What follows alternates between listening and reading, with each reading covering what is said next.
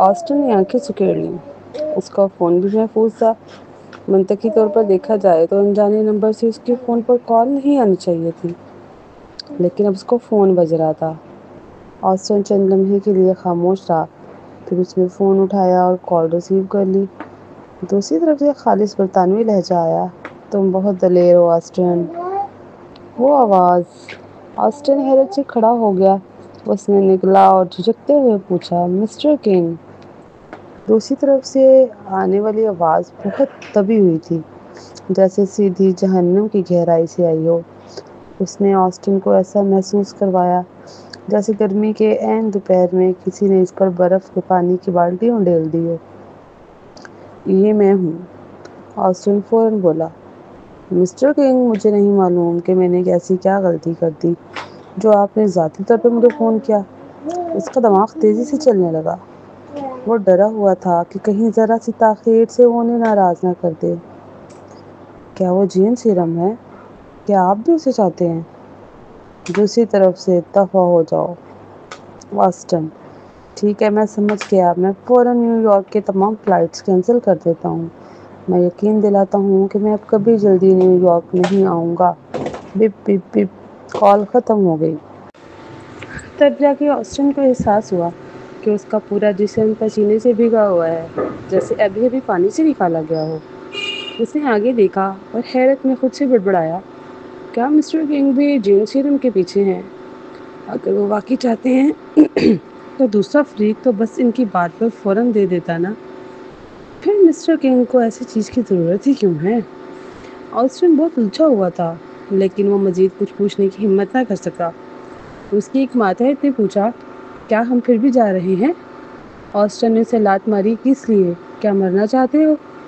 मुल्क में आयान ने फ़ोन रखने के बाद कुछ देर सोचा और आखिरकार जॉयल को फ़ोन किया। उसने उसे कहा कि स्मिथ ख़ानदान की खुफिया फोर्सेस के तमाम अफराद को अस्पताल में परवीन की हिफाजत के लिए भेज दो। जॉयल से बात करने के बाद भी आयान कुछ देर खामोश था, मगर फिक्रमंद रहा। ऑस्टिन बहुत ख़तरनाक था। वो वादे निभाने में सबसे बुरा था। मज़ीद ये कि वो निहायत शफ़ाक था। आयान को डर था कि कहीं स्मिथ ख़ानदान इसके हमलों का मुकाबला न कर पाए। उसी नाजुक वक्त में आयान ने सालिस के ख़िलाफ़ अपने तासुब को एक तरफ रख कर उसे फ़ोन किया। सालिस ने फ़ौरन कॉल उठाई। मिस्टर स्मिथ, क्या बात है? आयान ने खांसा, आपने अब तक वो पोस्ट ज़रूर देख ली होगी जो गैर मुल्की फॉर्म पर डाली गई है ना? ऑस्टिन परवीन की दवा छीनने आ रहा है। अगरचे मुझे मालूम नहीं कि वो क्या है, लेकिन ऑस्टिन से निपटना आसान नहीं। मुझे परवीन की हिफाजत की फ़िक्र है। स्मिथ ख़ानदान के लोग अस्पताल की तरफ रवाना हो चुके हैं। वो अचानक मज़ीद कुछ नहीं कह सका कि क्या वो मेहदी के ज़रिए से भी मदद मांगे। आखिरकार ये भी तो एक इल्तिजा ही थी। लेकिन इससे पहले कि वो अल्फाज ढूंढ पाता, उसने सुना कि सालिस बोला, मेरे पास यहाँ 81 बॉडीगार्ड्स हैं। मैं ज़ाती तौर पर अस्पताल के बाहर पहरा दूंगा। क्या ये ठीक है? ये सुनकर आयान को पहली बार लगा कि ये दामाद कुछ अच्छा ही लग रहा है। उसने दोबारा खांसा, जी हाँ, अगर आप खुद निगरानी करेंगे तो मुझे ज़्यादा इत्मीनान होगा। सालिस ने शाइस्तगी से कहा, मैं अभी जवान हूँ, आखिरकार कुछ चीज़ें अच्छी तरह नहीं कर पाया, इसलिए अब भी आपके रहनुमाई की ज़रूरत है। इस बार आप कमांडर होंगे और मैं आपके अहकामात सुनूंगा। कैसा रहेगा? वो कमज़ोरी दिखा रहा था। इससे आयान ने पहली बार इसके ख़िलाफ़ अपनी रुकावटें हटा दी। आखिर में सालिस एक ऐसा आदमी था जो अभी अभी मोहब्बत में पड़ा था। वो इतना ख़तरनाक नहीं होना चाहिए था, है ना? आयान ने कहा, ठीक है, ज़रूर, फिर मैं इंतज़ामात सुन लूँ, कोई मसला नहीं। सालिस ने फ़ोन रख दिया। लॉरेंस ने पास से पुकारा, बॉस आप इस स्मिथ को क्यों नहीं बताते कि असल में आप ही उसे बचा रहे हैं? शान ने भी सालिस की तरफ देखा। सालिस ने अपनी नाक को छुआ, आँख के नीचे तिल चमका और उसकी आंखों में एक चालाकी की झलक उतरी। अगर मैं वो कर गुजरता जो आयान नहीं कर सकता, तो क्या वो अब भी सुकून से परवीन को मेरे हवाले करता? सालिस ने अचानक आयान के ख्यालात को समझ लिया।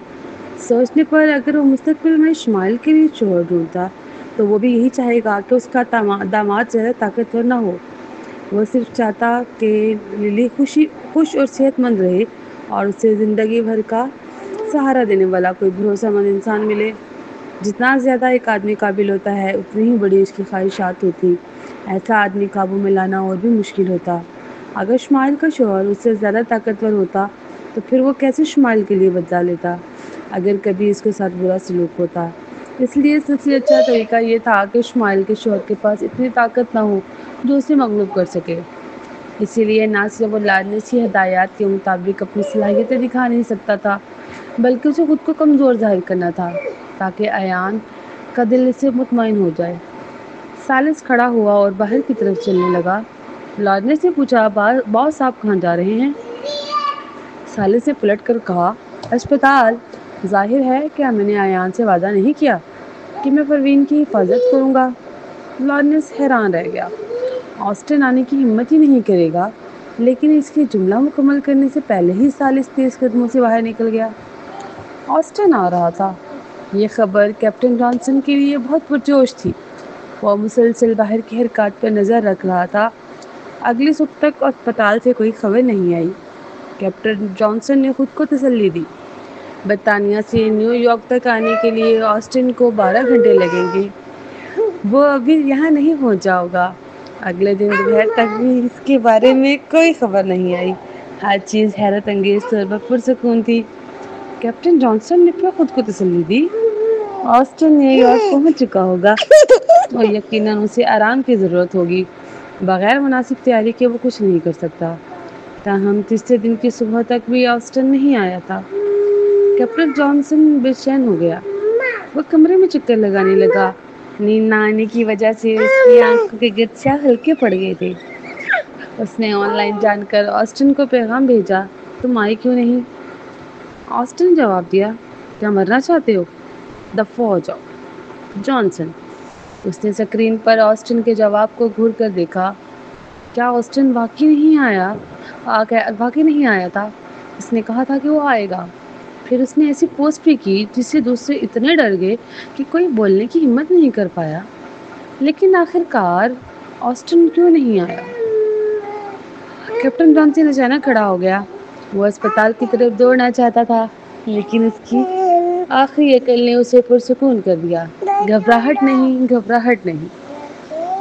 اگر وہ جین سیرم بیکار ہوا تو وہ بالکل بھی پروین کے جال میں نہیں پھنس سکتا تھا۔ اسی لمحے جانسن کو جینسن کی کال آئی۔ اس کی آواز کچھ بھاری سی تھی۔ Captain Johnson. وہ روتے روتے بول رہا تھا۔ کیپٹن جانسن نے سکون کا سانس لیا اور جلدی سے کہا، کیا تجربہ ناکام ہو گیا؟ کیا پروین کا بھائی کھڑا نہیں ہو سکا؟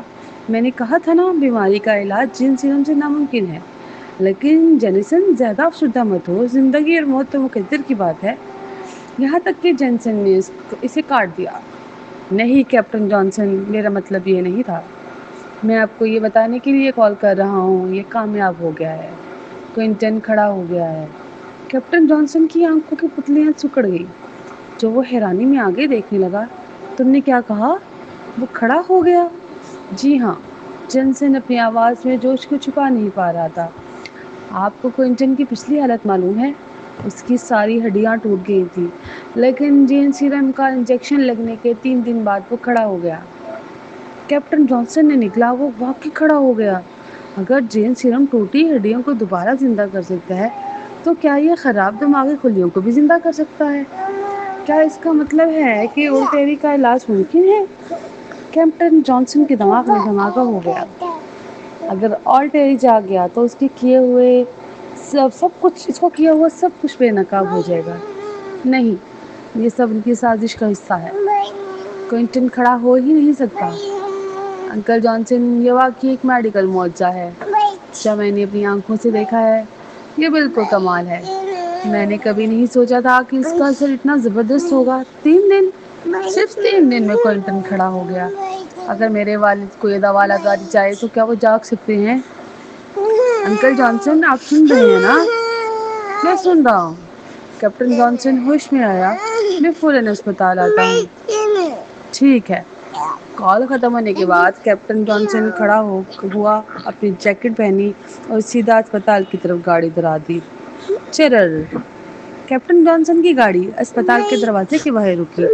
وہ گاڑی سے اترا اور VIP وارڈ کی طرف دوڑا۔ کچھ فاصلے پر ثالث کار میں فرنٹ سیٹ پر بیٹھا ہوا تھا۔ جب اس نے کیپٹن جانسن کو اندر جاتے دیکھا تو اس نے پیچھے کی طرف دیکھا۔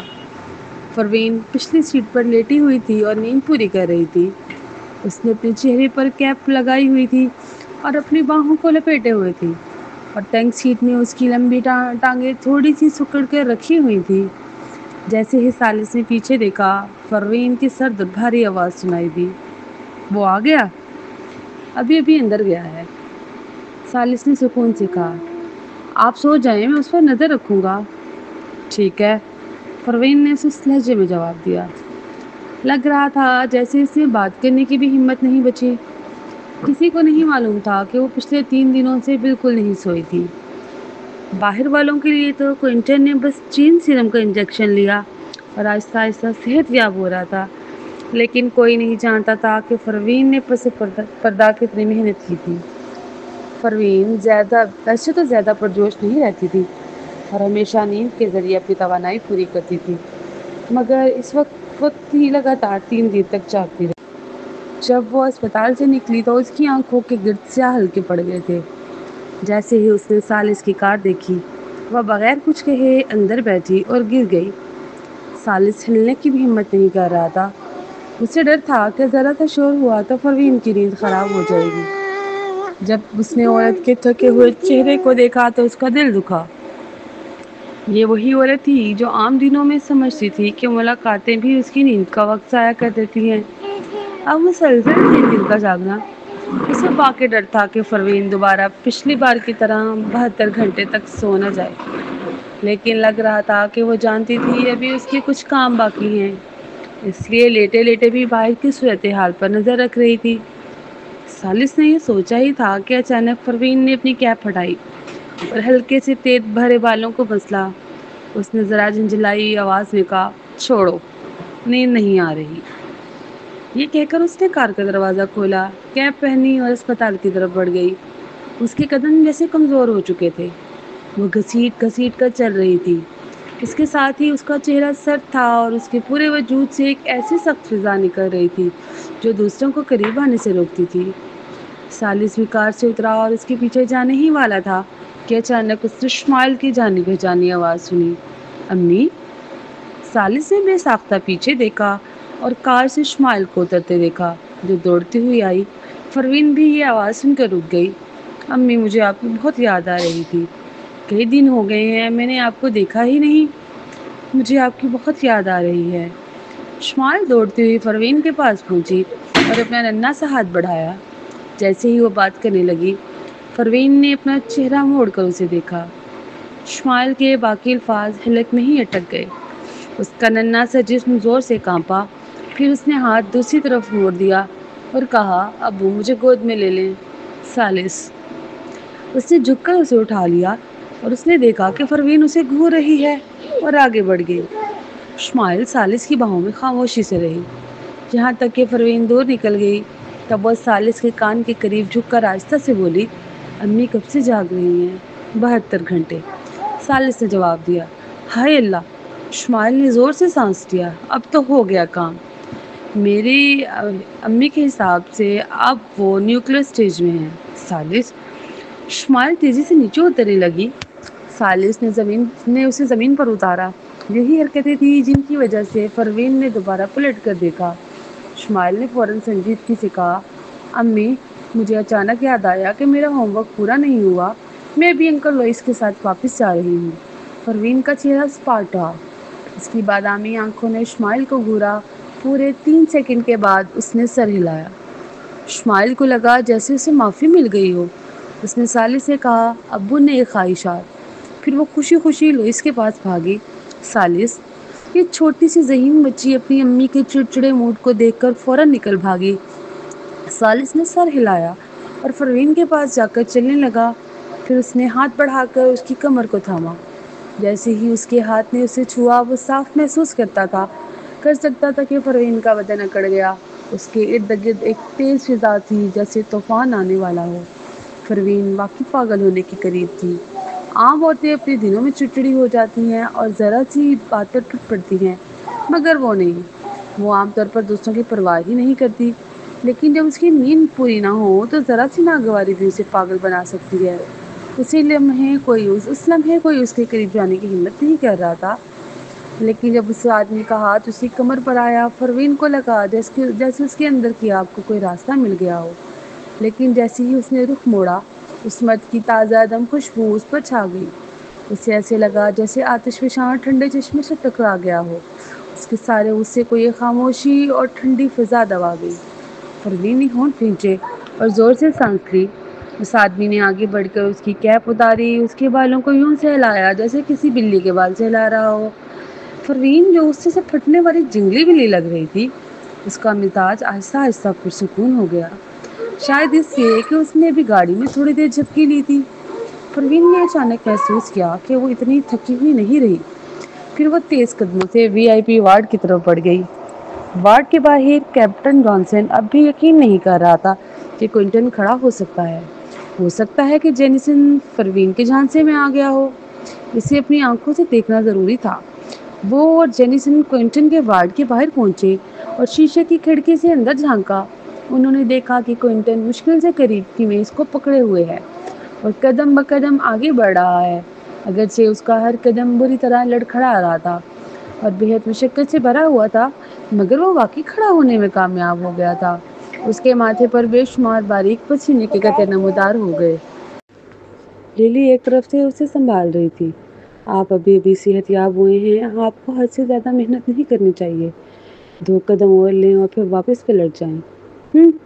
کمزور لوگ ہی صحت یابی کے فوراً بعد اٹھ کر چل پھر نہیں سکتے۔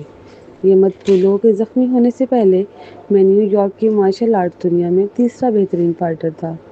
کوئنٹن اتنا تھکا ہوا تھا کہ اس کی آواز بھی کمزور ہو چکی تھی، مگر جو باتیں وہ کر رہا تھا وہ اب بھی پہلے کی طرح ضدی اور مقابلہ جیتنے والی تھی۔ للی کے ہونٹوں کے کنارے پھڑکے۔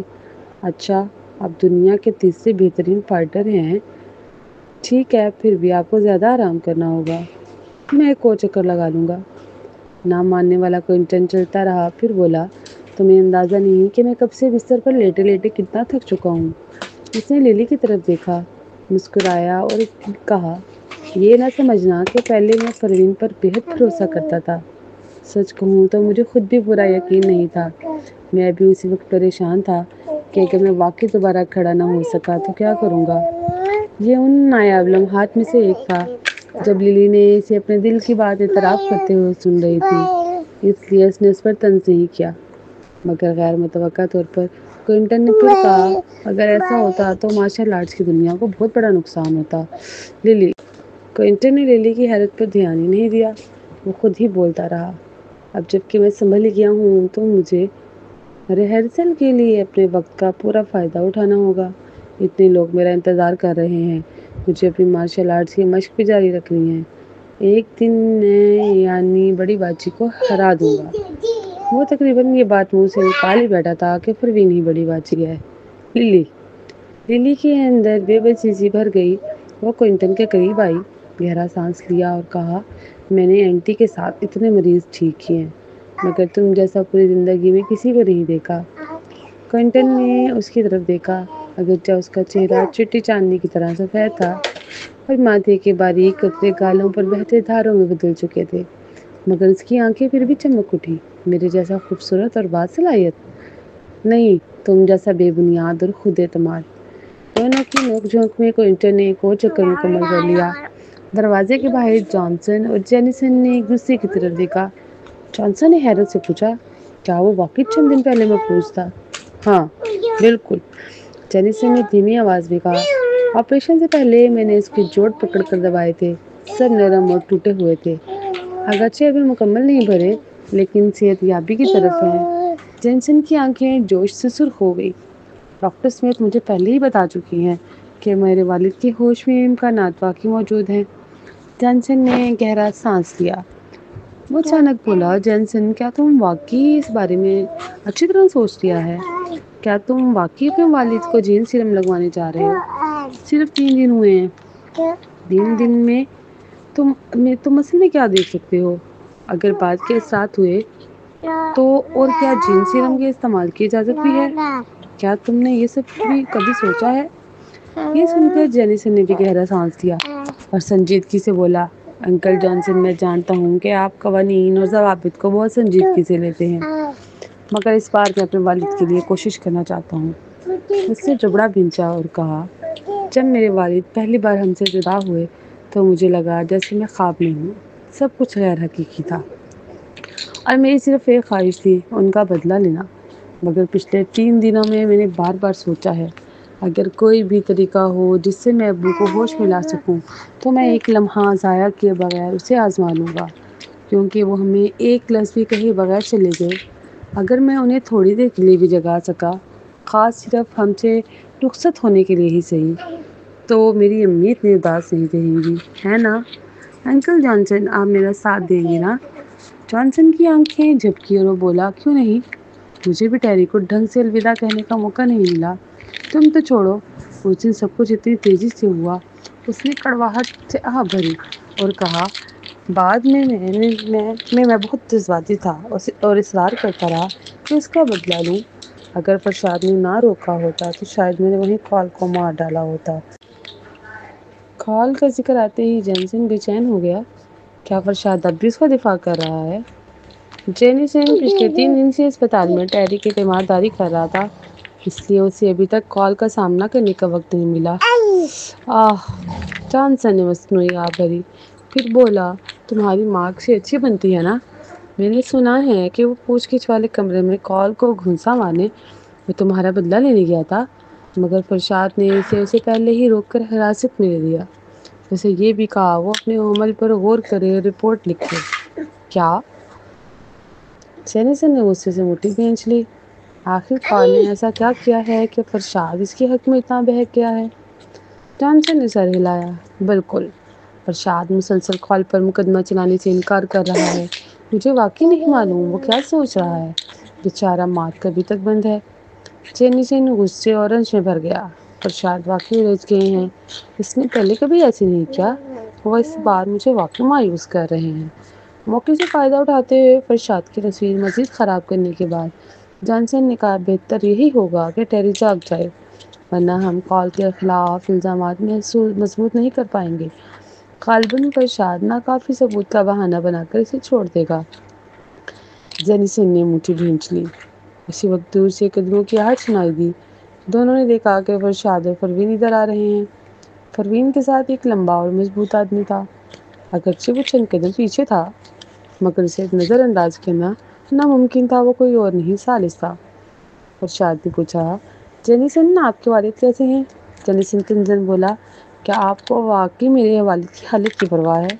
فرشاد، کیا آپ کو کال کی سلامتی کی فکر زیادہ نہیں ہونی چاہیے؟ آپ خصوصی محکمے میں اس کے ساتھ رہ کیوں نہیں رہے؟ یہ سن کر فرشاد خاموش رہا، مگر پروین نے آنکھیں سکیڑ لیں۔ اس کی نگاہ بے صبری سے جانسن اور جینسن پر پھر گئی اور اس نے پوچھا، تو کیا آپ اپنے والد کا علاج کرانا چاہتے ہیں؟ جینسن نے فوراً بولا، جی ہاں، اگرچہ اسے پروین بھی پسند نہیں تھی۔ آخر پروین اور کال کی بے تکلفی تھی، لیکن فی الحال اس کے والد کا علاج صرف وہی کر سکتی تھی۔ پروین ہاتھ میں ڈبہ لیے جینسن کے پاس سے گزری اور اس کمرے میں داخل ہو گئی جہاں ٹیری تھا۔ سب ایک ایک کر کے اندر چلے گئے۔ قطار کے آخر میں جینسن کبھی کبھار دور تک دیکھ لیتا۔ ثالث نے بھویں اٹھائی اور پوچھا، کسی کا انتظار ہے کیپٹن جانسن؟ اس کے ایک جملے نے سب کو متوجہ کر لیا۔ جینسن نے فوراً جواب دیا، نہیں، ایسا کچھ نہیں ہے۔ اس کے باوجود وہ کچھ بے چین ہو گیا۔ معائنہ یونٹ والے ابھی تک آئے کیوں نہیں؟ اس نے بھویں سکیڑی اور دوسروں کے ساتھ اندر چلا گیا۔ پھر اس نے دیکھا کہ پروین نے دھاتی ڈبہ کھولا۔ عین اسی لمحے دور سے اچانک تیز قدموں کی آواز آنے لگی۔ تقریباً 7-8 لوگ وارڈ میں گھس آئے۔ ٹیم کی قیادت کرنے والے شخص نے کہا، فرشاد، ہمیں خبر ملی ہے کہ اسپتال میں انسانی تجربات کیے جا رہے ہیں۔ ایسی کارروائی سختی سے ممنوع ہے۔ میں مطالبہ کرتا ہوں کہ آپ سب اسی وقت جو کچھ کر رہے ہیں اسے فوراً روک دیں۔ جین سیرم تو خاص محکمے کے وجود کی بنیادی وجہ ہی تھا۔ پھر نہ صرف یہ کہ خاص محکمہ جین سیرم کے پیچھے اصل مجرموں کو پکڑنے میں ناکام رہا، بلکہ اب وہ خود انسانوں پر تجربات کرنے لگے۔ یہ کسی صورت اجازت نہیں دی جا سکتی۔ معائنہ یونٹ کے وجود کا مقصد ہی یہ تھا کہ فرشاد پر سخت نظر رکھی جا سکے۔ فرشاد نے یہ سنا تو اس کی بھویں سکڑ گئیں۔ فوراً جینسن بول پڑا، ہم جین سیرم سے انسانوں پر تجربات نہیں کر رہے، ہم ایک جان بچانے کی کوشش کر رہے ہیں۔ معائنہ یونٹ کے آدمی نے جواب دیا، نہیں آپ ایسا نہیں کر سکتے، اس پر مزید تحقیقات ہونی چاہیے۔ ہمیں ایک دستخط شدہ اطلاع ملی ہے کہ آپ لوگ یہاں انسانوں پر تجربات کر رہے ہیں تاکہ جین سیرم کو دوا میں بدل سکیں۔ آپ کو یہ سب فوراً روکنا ہوگا۔ جینیسن حیران رہ گیا، ایک دستخط شدہ اطلاع؟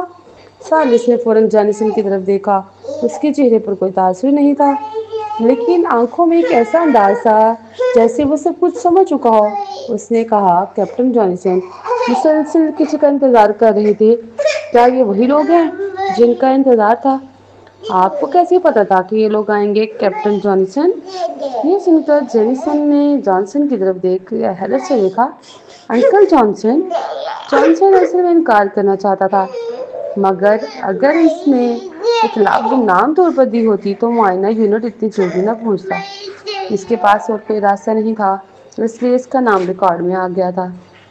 چنانچہ اسے ماننا پڑا۔ اس نے آہ بھری اور کہا، میں یہ تمہارے ہی بھلے کے لیے کر رہا ہوں۔ جینیسن تمہیں معلوم بھی ہے کہ تم کیا کرنے جا رہے ہو؟ تمہیں پتا ہے کہ جین سیرم کتنا خوفناک ہے؟ کتنے لوگ اس کی وجہ سے مرے ہیں؟ انسانوں کے تجربات کے کتنے شکار اس میں ہلاک ہوئے ہیں؟ یہ تو زہر ہے، تم اسے استعمال نہیں کر سکتے۔ جینیسن گھبرا گیا۔ انکل جانسن، آپ نے خود دیکھا ہے، کوئنٹن سمتھ دوبارہ کھڑا ہو گیا ہے، میرے والد کے لیے اب امید ہے۔ جانسن نے سر ہلایا اور آہ بھری، بیکار ہے، یہ چاہے یہ واقعی کام کرتا بھی ہو، تم اسے صرف اس وقت استعمال کر سکتے ہو جب یہ معائنہ یونٹ کے ٹیسٹ سے گزرے، تم بغیر اجازت اسے کسی پر استعمال نہیں کر سکتے۔ اس نے نیک نیتی کے لہجے میں کہا، کیا تم بھول گئے کہ تمہارے والد جین سیرم سے کتنی نفرت کرتے تھے؟ اگر وہ ہوش میں ہوتے تو کیا تمہیں لگتا ہے کہ وہ اس کی اجازت دیتے؟ پھر اس نے فرشاد کی طرف دیکھا اور کہا، اور آپ بھی؟ خاص محکمے کے لیڈر ہونے کے ناطے آپ اپنے ماتحتوں کو یہ سب کرنے دے رہے ہیں؟ اس کی سختی سے مخالفت ہونی چاہیے۔ اچانک فرشاد نے ٹھنڈے لہجے میں طنزیہ ہنسی چھوڑی۔ کیپٹن جانسن، کیا واقعی یہی بناوٹی وجوہات ہیں جن کی وجہ سے آپ مخالفت کر رہے ہیں، یا پھر آپ ڈر گئے ہیں؟ ڈر کے کہیں ٹیری ہوش میں نہ آ جائے۔ جانسن کا سانس گلے میں اٹک گیا۔ جینیسن نے فوراً اس کی طرف دیکھا۔ جانسن فوراً بولا، جینیسن تمہیں مجھ پر بھروسہ کرنا ہوگا۔ لیکن جینیسن خاموش ہو گیا۔ اسی وقت معائنہ یونٹ کے آدمی فرشاد کے قریب آئے اور بولے، ہمیں فوراً معاملات سمجھنا ہے، براہ کرم تعاون کریں۔ کیپٹن فرشاد، کیا آپ کو علم ہے کہ پروین اسمتھ ٹیری کا علاج جین سیرم سے کرنے کا ارادہ رکھتی ہیں؟ فرشاد نے پروین کی طرف دیکھا۔ پروین نے بھویں اٹھائی۔ اگرچہ وہ عام طور پر دوسروں سے میل جول نہیں رکھتی تھی، مگر وہ جانتی تھی کہ اگر فرشاد نے ہاں کی تو اس کی ذمہ داری اسی پر آئے گی۔ اس سے پہلے کہ وہ کچھ بولے، پروین نے کہا، اس سے ان کا کوئی تعلق نہیں، یہ سب میرا فیصلہ ہے۔ مریض کو بچانے کے لیے میں جین سیرم استعمال کر رہی ہوں۔ معائنہ یونٹ کا آدمی فوراً اس کی طرف متوجہ ہوا۔ اس نے تیوری چڑھاتے ہوئے کہا، مسز اسمتھ، کیا آپ جانتی ہیں کہ آپ کی یہ حرکت کتنے سنگین نتائج پیدا کر سکتی ہے؟ آپ کے پاس اس دوا کے بارے میں کافی تجرباتی ڈیٹا نہیں ہے۔ اتنی جلد بازی میں انسان پر اس کا استعمال کئی طبی اصولوں کو نظر انداز کرنا ہے۔ پروین نے بھویں اٹھائی۔ اس سے پہلے کہ وہ کچھ کہتی، جینیسن کی آنکھیں لال ہو گئیں۔ یہ اس کی غلطی نہیں ہے، میں نے خود ان سے کہا ہے، میں اپنے والد کو بچانا چاہتا ہوں۔ معائنہ یونٹ کے آدمی نے سر ہلایا، غلطی تمہاری بھی ہے، لیکن اصل ذمہ داری تمہاری نہیں ہے، ہم اس معاملے کو آخر تک لے جائیں گے۔ پروین نے ہاتھ میں موجود جین سیرم کی بوتل پہلے ہی کھول دی تھی، اس کے ہاتھ میں سرنج بھی موجود تھی۔ جینیسن نے بستر پر لیٹے ٹیری کی طرف دیکھا۔ پچھلے چند دنوں میں اس کی حالت مزید بگڑ رہی تھی۔ اگر معائنہ یونٹ تحقیقات میں کئی دن لگا دیتا تو تب تک ٹیری کا مر جانا طے تھا، چاہے اجازت ملتی یا نہیں۔ 3 دن۔ پروین کے مطابق زیادہ سے زیادہ اتنا ہی وقت باقی تھا۔ جینیسن کا گلا پھنس گیا۔ وہ صرف اپنے والد کو بچانا چاہتا تھا۔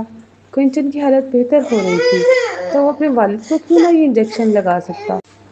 معائنہ یونٹ کا آدمی سخت لہجے میں بولا، کوئنٹن سمتھ کی حالت فی الحال بہتر ہو رہی ہے، مگر آیا وہ مکمل طور پر صحت یاب ہوگا یا نہیں، اور اس کے بعد کیا اثرات ہوں گے، یہ سب ابھی نامعلوم ہے۔ جین سیرم تو جانوروں پر ٹیسٹ بھی نہیں کیا گیا، لہٰذا ضابطے کے مطابق اسے انسان پر لگانا سختی سے ممنوع ہے۔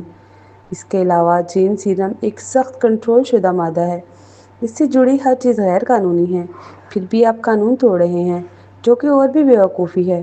آپ سب ابھی ہمارے ساتھ چلیں اور تحقیقات میں تعاون کریں۔ جینیسن کی آنکھوں میں آنسو آ گئے۔ نہیں، میں نہیں جا سکتا، اس نے فرشاد کی طرف مڑ کر کہا۔ کیپٹن فرشاد، اب میں کیا کروں؟ کیا کروں؟ وہ دوا جو اس کے والد کو بچا سکتی تھی بالکل سامنے تھی، مگر وہ اسے استعمال نہیں کر سکتے تھے۔